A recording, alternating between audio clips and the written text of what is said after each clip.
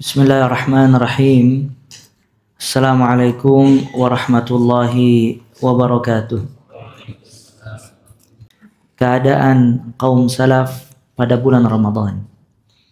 Salaf maksudnya adalah generasi utama yang dipuji oleh Allah Azza wa Jal dan juga dipuji oleh Nabi Muhammad sallallahu alaihi wa ala alihi wasallam. Karena masa mereka merupakan masa di atas kebaikan dan dekatnya generasi mereka dengan kehidupan Nabi Muhammad sallallahu alaihi wa ala alihi wasallam dan jauhnya generasi mereka dari kebatilan-kebatilan, kesalahan-kesalahan dan juga semua bentuk penyimpangan. Maka akidah yang terbaik adalah akidah yang dipegang oleh kaum salaf. Ibadah yang paling baik adalah ibadah yang dikerjakan oleh kaum salaf. Akhlak yang mulia adalah akhlak yang diaplikasikan oleh kaum salaf. Dan umat ini tidak akan baik semua urusannya kecuali dia mengikuti kebaikan kaum salaf. Karena yang memerintahkan untuk mengikuti kaum salaf, salafus salih, adalah Allah Azza wa Jalla di dalam Al-Quran dan juga nabinya Nabi Muhammad alaihi salatu wassalam.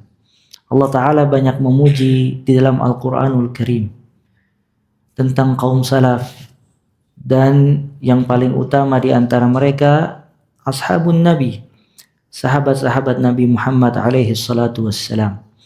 Allah Ta'ala berfirman, was-sabiquna al-awwalun minal muhajirin wal ansar walladzina ittaba'uuhum bi ihsan.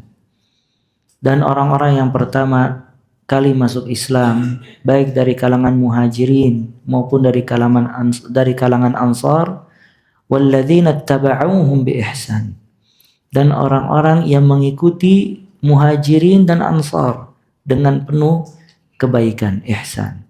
Allah Ta'ala melarang kita menyelisihi apa yang dikerjakan oleh kaum salaf.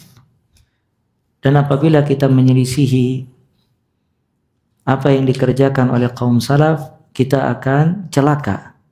Allah Ta'ala berfirman, wa may yushaqiqir rasul min ba'di ma tabayyana lahul huda wa yattabi' ghayra sabilil mu'minin nuwallihi ma tawalla wa nuslihi jahannam wa sa'at masira. Barang siapa yang menyelisihi Rasul, wa yattabi' ghaira sabilil mu'minin, dan dia mengikuti selain dari jalannya orang-orang yang beriman. Orang yang beriman yang dimaksudkan di dalam ayat ini adalah ashabun Nabi sallallahu alaihi wasallam. Karena ketika ayat ini turun, tidak ada yang beriman kecuali sahabat-sahabatnya. Maka Allah di sini mengancam, yang pertama apabila dia menyelisihi jalan Rasul. Yang kedua, dia tidak mengikuti jalannya orang-orang yang beriman, sahabat-sahabat Nabi sallallahu alaihi wasallam. Nuwallihi ma tawalla. Kita akan memalingkan dia sebagaimana dia berpaling. Wa nuslihi jahannam. Kemudian kita masukkan dia ke dalam api neraka jahannam, wa sa'at masira. Dan api neraka jahannam ini seburuk-buruk tempat kembali. Dan Nabi SAW juga menjelaskan di dalam hadis, apabila terdapat khilaf, perselisihan, kita disuruh untuk kembali dengan sunnahnya para sahabat. Nabi SAW bersabda, فَإِنَّهُ مَنْ يَعِشْ مِنْكُمْ فَسَيَرَى اخْتِلَافًا كَثِيرًا. Sesungguhnya barang siapa yang hidup di antara kalian setelah kematianku, فَسَيَرَى اخْتِلَافًا كَثِيرًا, dia akan melihat banyak sekali perselisihan. Maka solusinya, fa'alaikum bisunnati, agar kalian semua berpegang teguh dengan sunnahku. Namun Nabi SAW tidak berhenti di situ. Nabi melanjutkan, wa sunnatil khulafa ar-rasyidin al-mahdiyin abdu 'alaiha bin nawajid, dan berpegang teguh dengan sunnahnya khulafa ar-rasyidin. Khulafa ar-rasyidin itu pemuka dari kalangan kaum salaf, yaitu 4 sahabat Nabi SAW yang menjadi khalifah. Abu Bakar, Umar, Uthman, Ali. Ya, mereka yang paling utama untuk diikuti, dan juga orang-orang yang mengikuti petunjuk Khulafa ar-Rasyidin dari sahabat-sahabat Nabi sallallahu alaihi wasallam. Maka apabila seseorang melihat ada khilaf, ada perselisihan, baik dalam bab aqidah, baik dalam bab ibadah, atau yang lainnya, maka dia kembalikan kepada Al-Quran, kepada As-Sunnah dengan pemahaman kaum salaf. Karena tidak ada yang paling terbaik memahami apa yang ada di dalam Al-Quran dan juga Sunnah seperti pemahamannya kaum salaf, sahabat Nabi SAW dan generasi setelahnya. Dan itu perintah Nabi SAW. Abdu 'alaiha bin nawajid. Gigitlah oleh kalian dengan gigi geraham. Kemudian Nabi SAW memberikan solusi kedua di dalam khilaf atau di dalam ikhtilaf, di dalam terjadi perselisihan, wa iyyakum wa muhdatsatil umur. Dan jauhilah oleh kalian semua perkara-perkara yang baru. Fa inna kulla muhdatsatin fid dini bid'ah. Karena setiap perkara baru di dalam agama merupakan bentuk bid'ah. Wa kulla bid'atin dhalalah. Dan setiap bid'ah merupakan kesesatan. Maka semoga Allah merahmati perkataan seseorang, wa kullu khairin fi ittiba'i salaf wa kullu syarrin fi ibtida'i ma khalaf. Wa kullu khairin fi ittiba'i ma salaf wa kullu syarrin fi ibtida'i ma khalaf. Semua kebaikan dengan ittiba', mengikuti apa yang dibawa oleh kaum salaf. Dan semua keburukan itu terdapat pada perbuatan bid'ahnya kaum khalaf. Ya, karena kaum salaf generasi yang dipuji oleh Nabi sallallahu alaihi wasallam. Kata Nabi Muhammad alaihi salatu wassalam, khairun nas qarni. Sebaik-baik manusia itu zamanku. Siapa yang di zaman Nabi alaihi salatu wassalam?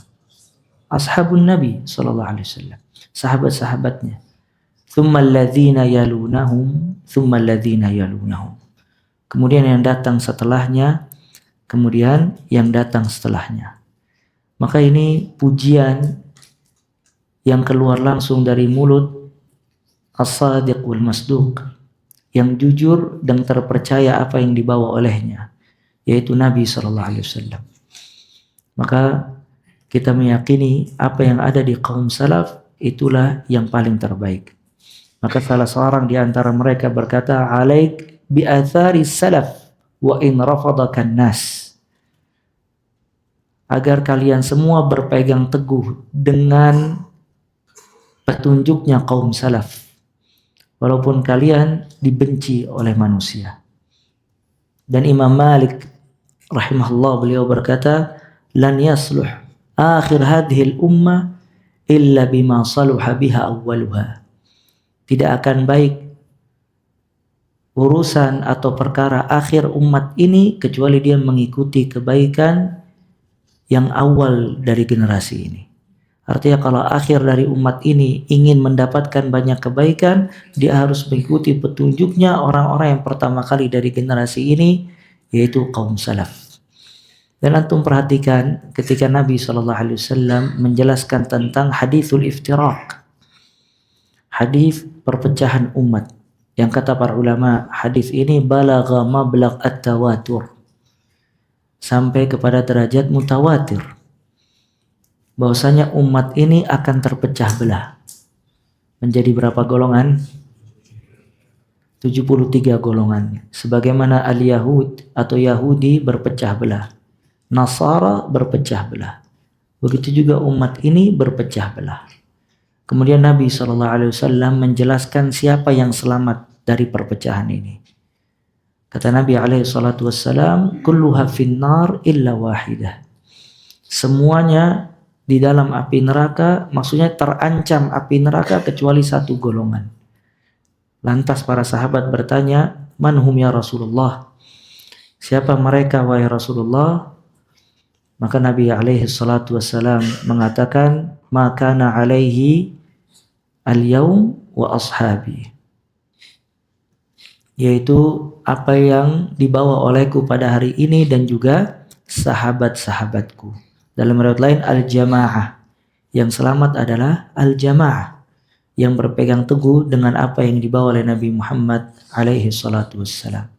Ibn Mas'ud radhiyallahu taala an, beliau berkata memuji tentang sahabat-sahabat Nabi sallallahu alaihi wasallam. Hum araqul ummati quluban wa a'maquha 'uluman wa aqalluha takallufan. Mereka ini ashabun Nabi, sahabat-sahabat Nabi sallallahu alaihi wasallam, araqul ummah quluban, umat yang paling lembut hatinya, wa a'maquha 'uluman, umat atau generasi yang paling dalam ilmunya, wa aqalluha takallufan, umat yang paling sedikit bebannya.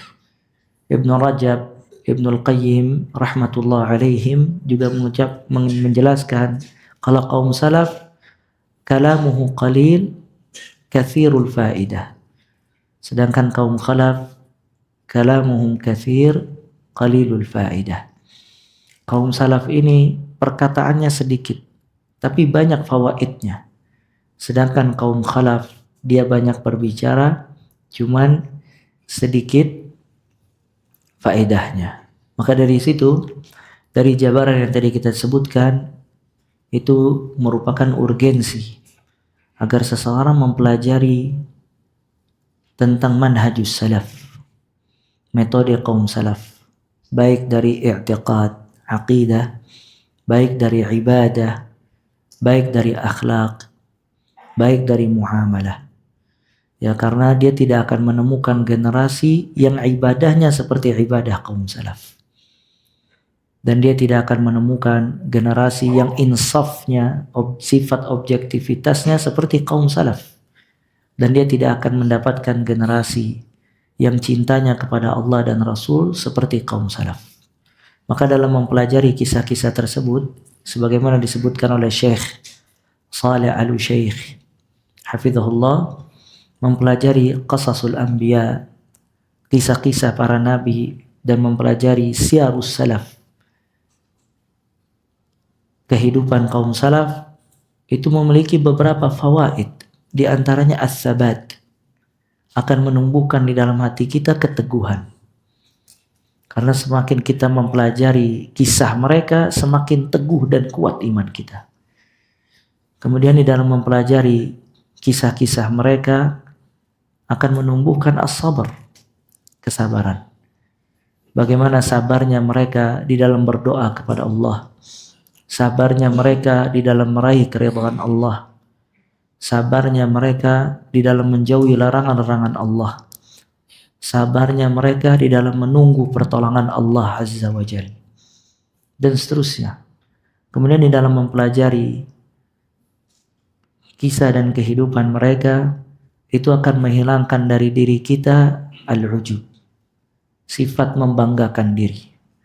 Karena ketika kita membaca kisah mereka, kita akan menemukan ada orang-orang yang beribadah, ibadah mereka apabila dibandingkan dengan ibadah kita, maka tidak ada seujung jarinya.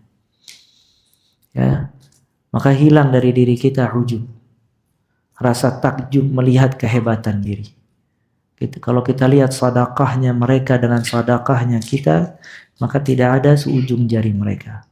Bahkan Nabi alaihi salatu wassalam bersabda, la tasubbu ashabi falau anna ahadakum anfaqa mithla zahabin Uhud ma balagha mudda ahadihim wala nasifah. Janganlah kalian mencela sahabat-sahabatku. Kalau seandainya salah seorang di antara kalian menginfakkan emas sebesar Uhud. Antum pernah lihat gunung Uhud? Gunung Uhud itu panjang dan besar. Kalau seandainya di antara kita menginfakkan emas sebesar gunung Uhud, maka kata Nabi alaihissalam, ma balagha mudda ahadihim, tidak sampai serupa dengan kedua genggaman tangan mereka, bahkan setengahnya nggak sampai. Ya, menunjukkan kalau kita tidak ada apa-apanya dibandingkan salafus saleh. Allah Ta'ala menjanjikan mereka semua surga. Wa kullan wa'adallahil husna. Setiap di antara mereka dijanjikan oleh Allah surga. Dan Allah yang mengatakan kepada mereka kalau Allah ridha kepada mereka dan mereka ridha kepada Allah Azza wa Jalla. Radhiyallahu anhum wa radu an. Allah ridha kepada mereka dan mereka ridha kepada Allah Azza wa Jalla.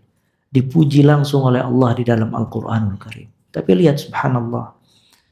Dengan pujian Allah subhanahu wa ta'ala, Umar. Siapa Umar? Umar ibn al-Khattab radhiyallahu ta'ala an, yang dikatakan oleh Nabi SAW, Umar fil jannah. Umar itu di surga, yang senantiasa digandengkan Rasul SAW, Abu Bakar dan Umar semasa hidupnya.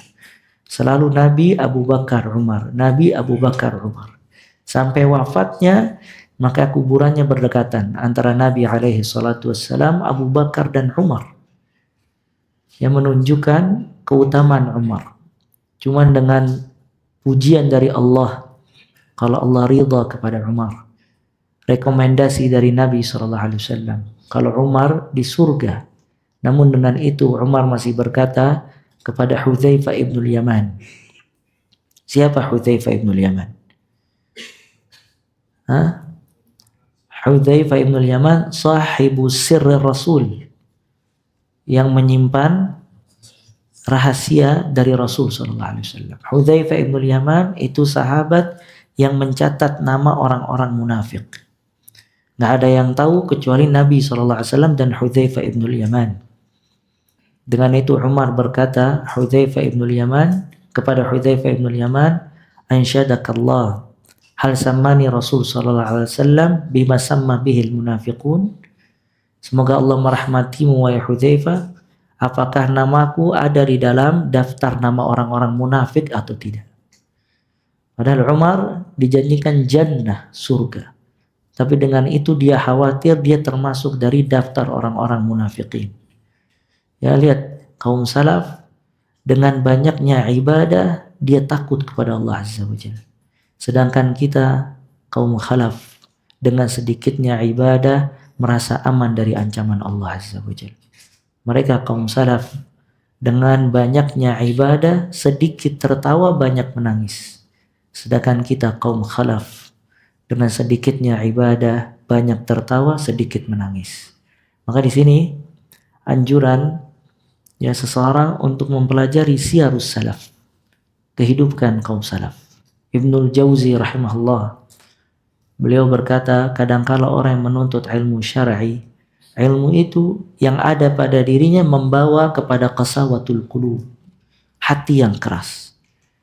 Kadang dia melihat orang-orang selain dari dirinya yang sedikit ilmunya rendah, dan itu penyakit orang yang berilmu.